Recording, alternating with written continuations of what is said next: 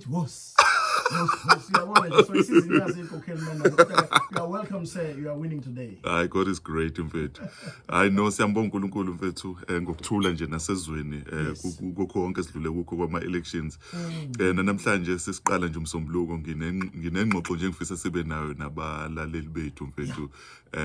Ya nje inkunzi sematholeni isihloko engithe angibe naso namhlanje ngoba ngeke ngathi ngireflect mfethu engakhumbula ukuthi khona into ayinokwenzeka umuntu esamncane uthola ukuthi ngiyakhumbula ngisafunda esikhaleni abanye bathi sesikhaweni kwakunokufika abahloli mfethu ukuthi makufika abahloli esikoleni bese simiswa lapha kwi-assemble thola ukuthi lapha isimo sempilo mfethu kwakusanzinyana umuntu thola ukuthi poverty ibambile i-uniform ayigqokile nje esikoleni iningi labantu awubona ukuthi ishuthi igroup nje engane ongathi asikho right thothi i-uniform idabukile sihamba ngeenyawo sigcwele idust mfethu ongathi asikho clean ngaleyo ndlela ebese bethu abahloli mfethu ababefika esikoleni bamba ngeemoto ezinhle ezinkulu begqoke kahle mfethu ebese bethu mabebu kwi-assembly bathi yazi mangenibuka besho kuthina ngibona odokotela sibona abaholi bakusasa sibona abameli yabo engibuka around mfethu mangithi ngiyabuka ngedayik kushuthi badidekile labantu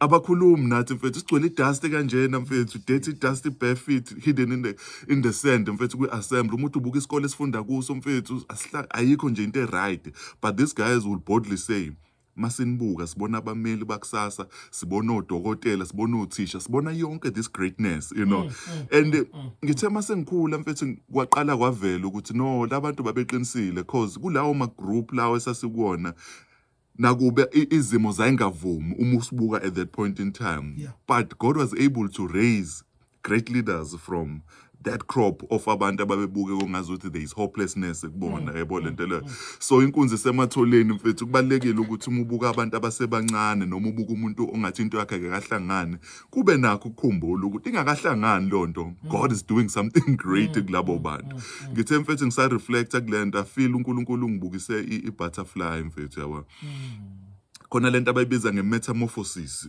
i-transition of i-butterfly i-butterfly uvemvane maliqala kulubo ngathi lube isiqubuqubu ludla amaqabunga luyisiqubuqubu bese liyashintsha lube yenye into ezikuqu bayibiza nge-chrysalis abanye iba isiququ nje mfethu ilenge laphana when the time is right that thing ngaphakathi kusuke kunovemvane lusuke luhleli ngaphakathi kulento ezikuqu ebese kufika isikhathi liqhakaze mfethu lube nembala emihle but into nge-butterfly noma ngaleso siguqu suke singenayo imbala kusuke kuyisiququ nje siwu-one color ongathi it's a dull thing but when the time is right that thing transitions kube i-butterfly khona umuntu mfethu othi sesimena kuso mfethu because God has instilled it in you uthi uma uchaza into ofethu ufisa ukuba yiyona abantu banga-understand because uma bekubuka babuka lesi siququ okuso mfethu babuka lo muntu ogcwele idust but lo muntu mfethu uzibona ngelinye ilanga mfethu umholi wesizwe bathi mabethi bayabuka the two things bangayiboni ilink inkunzi sematholeni khona uNkulunkulu izinto ayi-instile kwabantu abathile but mabethi bayikhuluma nabanye abantu kuyashesha ukuthi bakudiscourage abantu because why mabebuka wena babuka lento oyishoyo ayikho ilink uvemvane mfethu malisayisiququ ubona nje kuyinto elengayo engayenzi sense kodwa kuleyo nto uNkulunkulu usuke create something great and ama colors are beautiful something mfethu engeke izibe stuck and hanging in one place something ezothi mikuvula amaphiko mfethu indize from one place to another ithanda imbali mfethu something beautiful God is creating that thing in you right now but umuntu uyachaza mfethu uvuka ekseni mfethu ugeze endishini efile mfethu yazi ukutshekisa indishi ngoba iqhephukile ukhela amanzi mfethu uyitshekise but right there mfethu uNkulunkulu uzokufaka in a place mfethu la shower every room mfethu izobe ine shower mfethu yebo lento le but right now ugeza ngendishi mfethu kufanele ubeke etsheni utshekisa amanzi God is inkunzi sematholeni mfethu ungazibukeli phansi ngenxa yesimo okuso because God is creating something great yazi mfethu vuma Sisakhuluma nge-cryolasis lento esuka ilenge iziguqu le thing mfethu is stuck in one place but i-butterfly floats about yonke indawo Everywhere. from one flower to another. Wena njengamanje you are stuck in one place, you don't understand, but when the time is right mfethu uzobe float from one place to another. God will be taking you from one place to another. I have seen that thing uNkulunkulu eyenza mfethu ngathi nabantu engikhule nabo kuma background angavumi, but when the time is right you are hovering from one flower to another. People don't understand, but you were once in one place. You were once isiguqu mfethu esasingena sense singena shape mfethu, but God was doing something ngawo. Vuma sengizoconclude mfethu, ngeke ngathi ngidrive ngelinye ilanga la eThekwini mfethu, ngathi ngiyabuka ngibona omunye umama mfethu ubona ukuthi lapha kungathi kune hopelessness. Umama mfethu uyadayisa etafuleni ngaphansi kwetafula kuleli ingane esidididini seTheku mfethu, and then something said to me, buka lo mfana Nkosi yami, ngazi uzoba nekusasa elinjani, you know. Right there kwabo ngathi uNkulunkulu uyangirebuke wathi hey ndoda ungabe ubabuka abantu bajudge ngesimo abakuso just because le ngane ilele phansi mhlawumbe efana ngabe sesikoleni noma ise-crash but idayisa noma wayo lapha. Never make a mistake of thinking ukuthi you know the future of the child because inkunzi isematholeni. Ngenkathi abanye mfethu beya kuma Harvard mfethu beyofunda kuma one of the babiza ngamalento lena ngama